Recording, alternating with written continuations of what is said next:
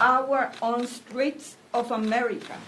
He's launched war against American citizens. So let's get straight to the point. We are here today because the Department of Homeland Security has been turned into a weapon of political revenge. This agency thinks it's above the law. Kristi Noem has treated the Constitution like a suggestion and our communities like a battlefield. I have represented the people of New York for over 30 years. I have seen a lot of presidents, but I have never seen an administration use federal agencies to explicitly punish cities just because they didn't vote for them. That is exactly what Donald Trump is doing, and Kristi Noem is his willing executioner. In my city, ICE is no longer a law enforcement agency. It's a rogue operation. Mass agents are abducting high school students from their neighborhoods. They are snatching fathers and mothers outside our immigration courts during routine checks, turning places of justice into traps. Even this week, they detained a city council staffer who is here in New York legally. This agency is completely out of control. Every time you see an ICE officer interacting with Americans now, they are screaming, cursing, and smashing windows to pull people out of their cars. It is the Wild West out there. And I guess that is why Kristi Noem loves wearing that cowboy hat. The difference is, Ms. Noem, this is not a show. Lives are on the line. When she bragged about shooting her own dog, she wasn't just telling a story. She was showing us her character and how she might run a government agency. When you give untrained individuals a badge and set them loose, Americans are going to get hurt. Just like we saw last week in the tragic killing of Renee Nicole Good. And what was Kristi Noem's response? Did she demand an investigation? No, she went on national television and smeared a dead American as a domestic terrorist. The articles we are finding today lay it all out. The obstruction of Congress, the violation of the public trust, and the self-dealing. While her agents are out there shooting citizens, Noem is busy funneling hundreds of millions in taxpayers' dollars to her friends at agencies through emergency contracts. Kristi Noem has betrayed her oath, she has betrayed the Constitution, and she has betrayed the American people. Quiero decirle que estamos aquí con estos artículos para procesar a la secretaria de Homeland Security, una persona que no es digna de la confianza del pueblo americano, está violando la Constitución, no tiene la capacidad de sentir de tener ningún sentimiento sobre justicia y mucho menos respetar el proceso legal de todas las personas que se encuentran en los Estados Unidos. Por esta y otras razones estamos hoy aquí para traer justicia a las familias, no solamente de Nicole, pero todas las familias inmigrantes que están viviendo aterrorizadas. Aquí, en esta nación, que tiene la estatua de la libertad, que se supone que sea the beacon of hope. Gracias. Thank you so much to my colleagues from East Coast to Hawaii for standing with me today. And now I'll open it up for a question. Yeah, if I can just ask, obviously, you have many members here. I think you said there's 70 people who have signed on. 70. Does Leader Jeffries support this effort? You'll have to ask Leader Jeffries, but I would not be standing here if I was told not to do it. You know, if there was some, So you've spoken to him directly about this? yeah, our staffs have spoken.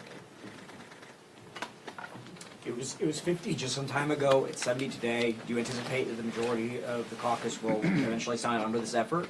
Yeah, I expect more to sign on. That's what we're doing now, trying to build more sponsors of the legislation. I mean, people joined on quickly. You know, when I put it out there, people contacted me almost immediately, and it's been growing and growing and growing as people find out about it. And just to follow up to that, have you encountered any resistance from Democrats? Not really. You know, I can't say. There's all different kind of people. If you look at who signed up, you know, in all different caucuses, as you see right here, you know, there's many different people that have signed on. So, no, not really. I wanted to ask, why do you think so many folks have signed on? There are a lot of proposals around reining in ICE, reining in DHS. Why do you think that impeaching the secretary is something that has rallied so many members of the caucus towards the effort that you're pursuing? I just feel like enough is enough. We've been working on this for a little while. This wasn't just a, you know, a knee-jerk reaction because, of course, they've been in Chicago, you know, for so very long. And I know other colleagues are working on other parts, and I believe that people will join, you know, with those colleagues too. But I just think that people are sick of it, and anyone can answer the question because they've signed on. I could add that public sentiment is everything. We are watching the polls. The American people are upset. They didn't sign on for this. The most fundamental principle and value for the American people is fairness and humane policies, not beating the shit out of people, especially vulnerable women and children.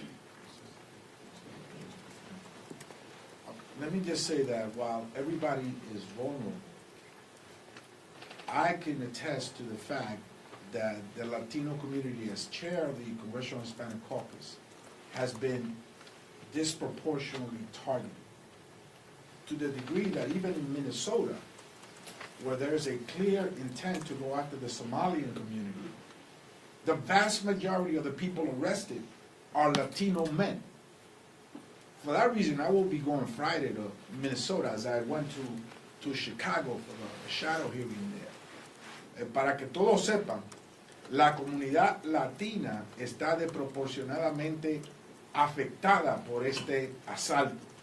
En Minnesota, la gran mayoría de personas que son arrestadas son hombres latinos. En Chicago, también la gran mayoría de personas arrestadas son latinos. En Nueva Orleans, in New Orleans, the people targeted are workers from Honduras that went to New Orleans to rebuild the city after Katrina. So this is a hit job against Latino communities. And let me tell you, people are regretting, some folks, many folks are regretting their last vote and turning around. And so I would like to stress that because I think that's an important factor. Well, I can just speak to my constituents in Minnesota. We are being terrorized by Homeland Security and ICE and Secretary Kristi Noem's orders in the state of Minnesota right now. And let me be clear. I'm from a swing district in Minnesota. I have been one of the most bipartisan members of Congress that you will find in the Congress. This has crossed a line. Minnesotans, we want safe and secure borders. We want violent criminals to not be in our community, but this is not what we signed up for. This rogue agency is violating the rights of immigrants. It is violating the rights of American citizens in our communities. And last Wednesday, the violation of those rights, the escalation by ICE in our communities, got Renee Good killed. And now this administration is going after her widow and going after her and 6 U.S. attorneys who, by the way, are patriots in Minnesota at the U.S. Attorney's Office had said, no, we are not this. This is not who we are as Minnesotans. This is not who we are as Americans. And so I believe you will continue to see members of Congress from across the ideological spectrum stand up, speak out, because we know the difference between right and wrong, and Americans can see with their own eyes that what's happening in Minnesota and in Illinois and most possibly coming to New York is just plain wrong. Americans across this country have been protesting what they see with their own eyes and the lies that they're told, which are belied by the things that they're seeing. What they're out there protesting, and they expect Congress to use every tool that we have to push back, to hold accountable, and to show the American people that we are fighting for this democracy, for constitutional laws, and for treatment and respect of all of our communities. So that happens to be a time when you had the horrible situation in Minnesota. We've had the horrible situation in other cities. This particular resolution comes just at a time when enough is enough is enough. And people are looking to us to do everything we can to show that we have responsibility in this space. Also, I wanted to say that I've gotten phone calls, and I know my colleagues have too, from constituents, but from people from across this country. People I do not represent, people in different states encouraging what we're trying to do. The other thing is, you asked me about Leader Jeffries, that we have concentrated so much on the cost, affordability, and health care, and I never want to detract from that. But when you think about it, and we work with many different people and committees, but this is affecting people's healthcare. This is affecting affordability. When I think about Chicago and people afraid to go to work, when I think about restaurants that don't have as many people coming to eat there, when I've heard stories about people afraid to go to the doctor, afraid to take care of their health because they're afraid to come outside. I had a town hall meeting at a grocery store,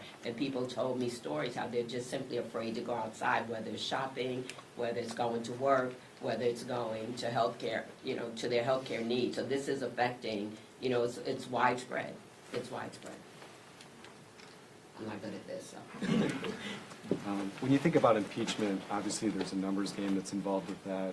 If you put the merits of your resolution aside and think about just that numbers game of getting passage in the House and conviction in the Senate, is this more about sending a political message right now or previewing the playbook for Democrats should you take back the majority? Or what's sort of the impetus? Is it just striking the moment with the current events?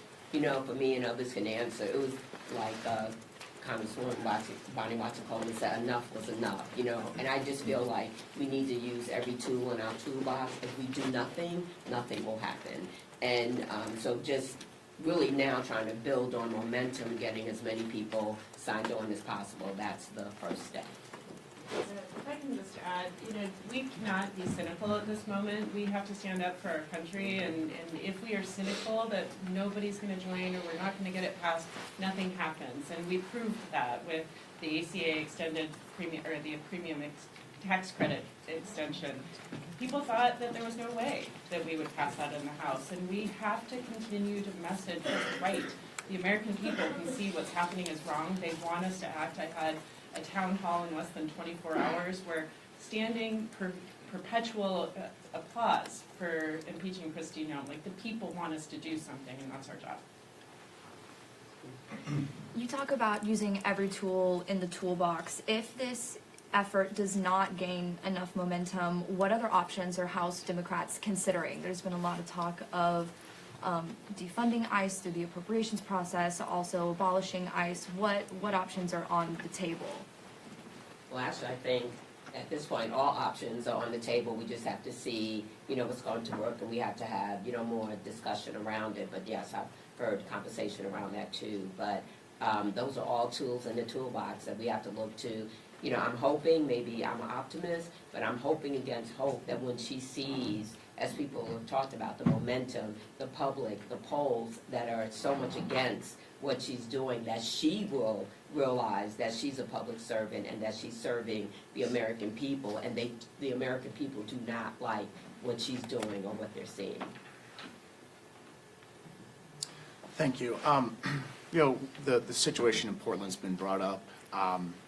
When we talk about this, DHS side of the story is that the individual involved driving the car was a member of Tren de Aragua, or believed to be a member of Tren de Aragua. They're alleging that the driver weaponized their vehicle against law enforcement. Is it okay to be lumping these cases together, consider that Renee Nicole Good was not a member of a gang, and does that hurt the effort at all? Yeah, what I'll just say is that the first and foremost issue is that people have rights. Due process is available and a right to every single person in this country. You do not become the executioner because somebody is driving away, and that is absolutely a principle that our law enforcement in Portland has really been very intentional about rebuilding trust in the public right now. So these sorts of lawless activities undermine trust with our public officials, our law enforcement agencies that really are doing the right thing. So I think it's important that people get their day in court, that they are prosecuted if they are criminals. This is the same issue when Abrego Garcia was taken to El Salvador. It is a right to be able to prove your innocence or be found guilty in a court, and that is what these folks are not getting. And even though you differentiated with Renee Good, they still called her a domestic terrorist. So, thank you guys so much. Thank you.